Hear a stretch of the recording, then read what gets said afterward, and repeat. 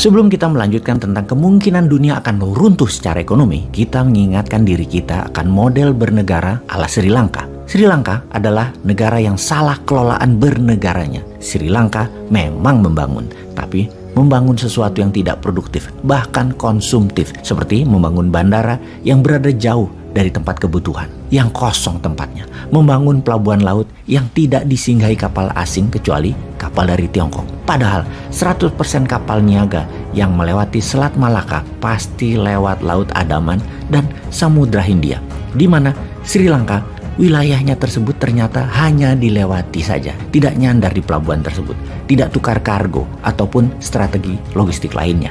Bandara kosong dibangun jauh dari yang membutuhkan transportasi udara, yaitu dibangun di kampung halamannya Presiden dan Perdana Menteri Sri Lanka yang kakak adik, kampungnya Raja Paksa. Sri Lanka bernegaranya dicampur dengan kebijakan yang menguntungkan bisnis pejabat, membuat peraturan dengan membungkus kekuasaan kesannya untuk rakyat, padahal tidak. Bernegara hanya membuat harta berputar di kalangan pejabat dan keluarga pejabat, yang dalam hal ini mereka adalah keluarga dan kolega Raja Paksa. Fakta di lapangan, Sri Lanka sekarang krisis ekonomi negaranya.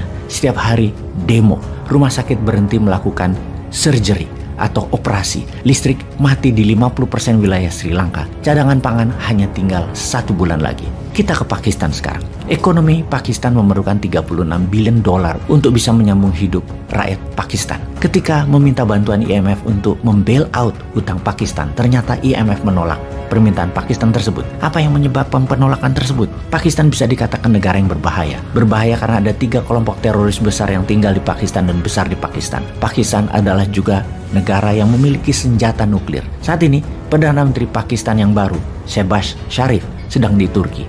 Tujuannya satu, survival of the Pakistan nation. Pakistan memerlukan cash untuk membayar kewajibannya sebesar 36 billion dolar. Pakistan desperate, namun sejauh ini tidak ada yang membantunya. Apakah Pakistan menjadi Brazilnya Amerika Latin di krisis ekonomi di tahun 80-an seperti Meksiko bangkrut? Meksikonya sekarang adalah Sri Lanka. Pakistan cadangan devisanya tinggal 10 billion dolar yang hanya bisa untuk biaya 2 bulan negara Pakistan. Minta bantuan IMF ditolak. Juga karena IMF meminta Pakistan merubah strategi keuangan bernegaranya terlebih dahulu, yaitu cut cost, lebih efisien, mencabut subsidi BBM dan listrik, naikin pajak, swastakan 2 bank negara. Bank tersebut untuk jadi swasta karena selama menjadi bank BUMN inilah ladang korup. Melepas dukungan kepada kelompok teroris Taliban, ISIS, dan Al-Qaeda yang total sekitar ada 40.000 pasukan teroris bersenjata tersebut di sana dan mengusir keluar dari Pakistan. Pakistan harus bukan lagi teroris safe haven. Solusi yang dicoba Pakistan kemudian yaitu menerbitkan surat hutang atau bond. Ternyata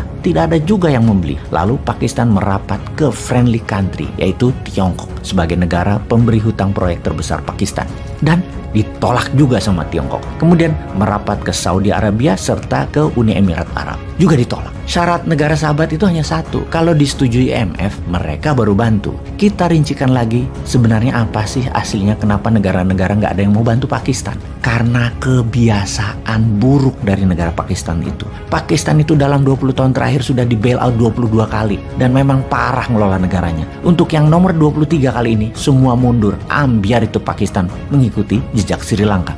Sekarang kita ke Argentina. Inflasinya mencapai 50% dalam 6 bulan ini karena mahalnya impor BBM dan pangan.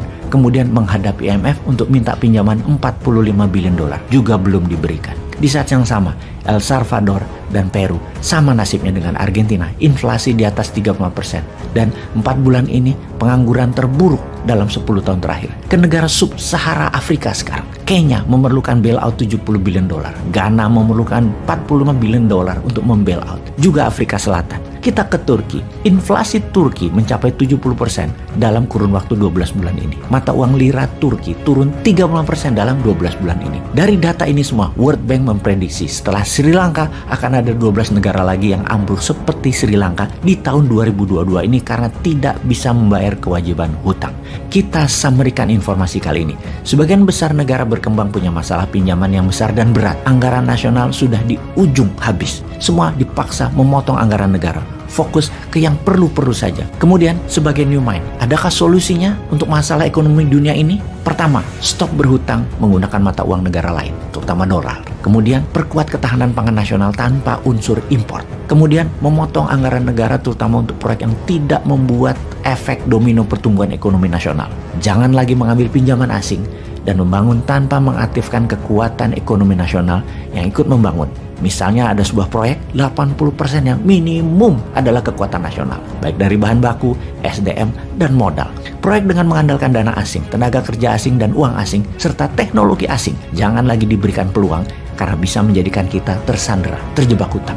Sungguh, krisis hutang ekonomi bisa menyebabkan krisis keamanan, krisis pertahanan, dan krisis kedaulatan negara.